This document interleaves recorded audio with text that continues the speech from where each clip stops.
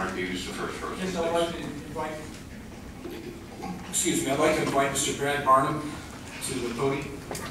And correctly, it's 3 minutes per speaker, please. And Paula, are you, who's the timekeeper? Okay. Okay, so let them know when they have a minute left. It's our custom to present your name and address to the committee, please. Brad Barnum with the Associated General Contractors at 6212 Ferris Square in San Diego. The Associated General Contractors represents 1,300 union signatory and open shop firms that build the region's commercial, industrial, institutional, engineering, and heavy highway construction projects. AGC members built most of the schools throughout San Diego.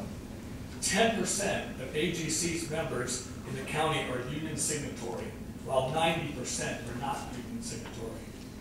I am here today to comment on the cost implications of adopting a project stabilization agreement on all Proposition S construction work.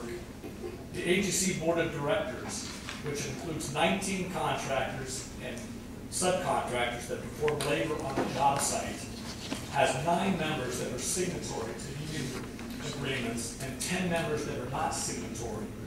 So we represent both sides of the industry. This should be important to you because the main union signatory and open shop contractors in this county are opposed to a traditional PSA on Proposition S work.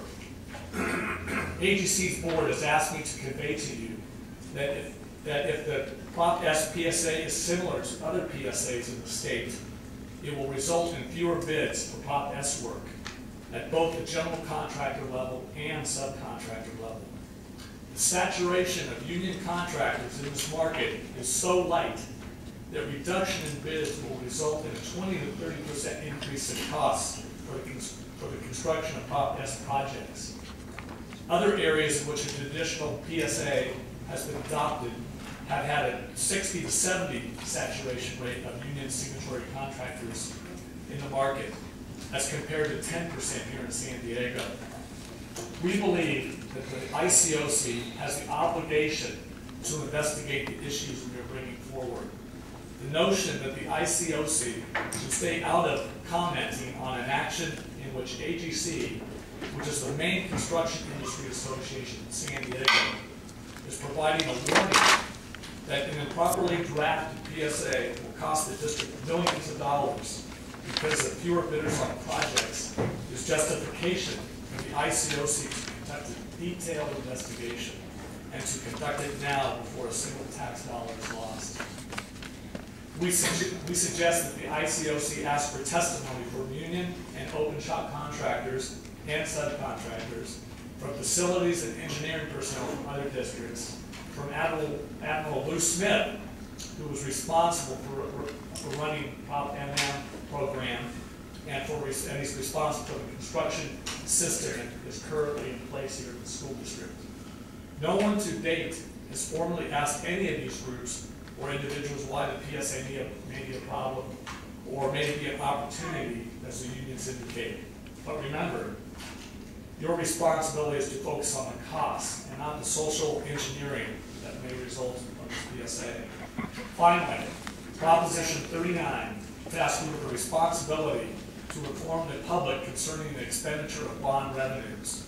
Evidently, the decision to impose a PLA on this program has made. It is your obligation to investigate and report on the costs associated with the decision. Thank you very much. Mr. Chairman, are the lights working? If I know how to drive them. Maybe Mr. Markey, do you know how to drive those lights?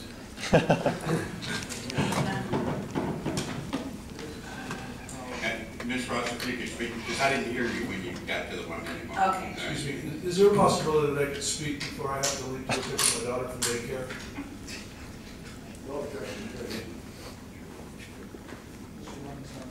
Okay, yes, please. Please.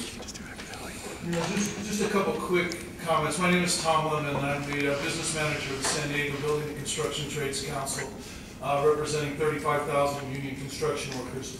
Also representing the 90% of the apprentices that graduate in the state of California compare that to the 90% of the unilateral programs that only graduate 10% of the workers. I'm just here to say, as a former ICOC member, that I would like to avail myself to you guys for any questions that you may have regarding project labor agreements, project stabilization agreements, as I've had a lot of experience with them, not only negotiating them, but implementing them, as well as filing grievances for them. You have been inundated with a lot of information from the non-union folks, and they have absolutely that right. But I do request that if you have some information that you need from me, that I'll be more than happy to provide that for you at future times. I know you had a meeting just recently where you had 3 contractors who came in and gave you a list of issues that they perceived to have with the proposed project labor agreement.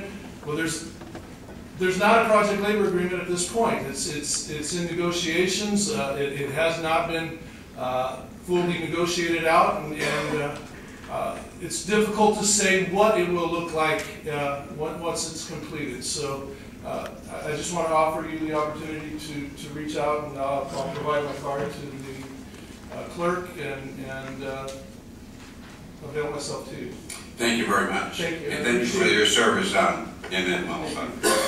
Mr. Chairman, if people want to sign up to get notice of any of our committee meetings, how do they do that? There should be, Ms. Ross, there should be a mailing list in addition to, there should be an attendees list of people that attend the meeting. They can email me, and it is at icoc@sandy.net. Okay. And is there a sign-up list? For, If anyone wants to give you that information yes, now. they can verbally give it to me, or they can send me an email. Okay, so let's do both.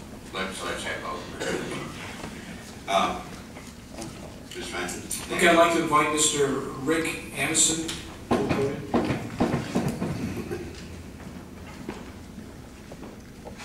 Again, my name is Rick Anderson. I'm native to San Diego, and I've worked in construction in San Diego for more than I care to admit, about 35 plus years. I really want to address just one point of the PSA that I find particularly disturbing, even though I know there's many. The company I work for spends a lot of money and resources searching out the best qualified, stable, productive, and loyal employees. This helps us to be competitive in the market, produce great product that we'll be proud of, and in turn gets us the next job. What a concept. In order to keep our highly trained employees and keep them loyal to us, we need to provide them a great work environment, great benefits, and importantly, the expectation of long-term employment. Not just one job and then you're out the door on the street. In the proposed PSA, in Section 3 under Union Recognition and Employment, it stipulates that a non-union company under this agreement can only use 10% of their own workers called their core employees. The balance of the workers must be from the union. This means we have to tell 90% of our own employees they're going to have to sit this one out. We have to go to the union hall to hire the people. This also means that 90% of our crew will be people we don't know. People have no loyalty to our company and for any reason. They also know that when the job's over, they got to go back to the hall. So where's their motive, where's their incentive to do a good job and be productive for us? With this in mind, how can a non-union company possibly bid more competitively? They'll have to try and guess how productive the crew will be. They'll have to go on, assume that they're going to be safe and do the project the way they need to be. Or do they even have a desire to do anything but just show up for a paycheck? This is just one reason why a non-union contractor will hesitate to bid on this work. If they hesitate to bid on the work, it means fewer bidders, it means less competition, and it will result in higher costs for the project. I want to thank you guys for your time, and I hope you'll be able to persuade the board to do the right thing, and take care of the school district, the students, and the taxpayers of San Diego. Mr. President, I just have 2 questions. Did you perform work on Prop MM? I personally did not. And second, you referenced in your testimony that there is a proposed agreement. We've been assured by staff, at least at the time that we prepared the report, that no negotiations had been performed, and there wasn't a proposed agreement. Now, you've actually seen a proposed agreement? I've seen something that's been circulated as a proposed agreement. From, and where, can you provide us with that? Certainly. Thank you.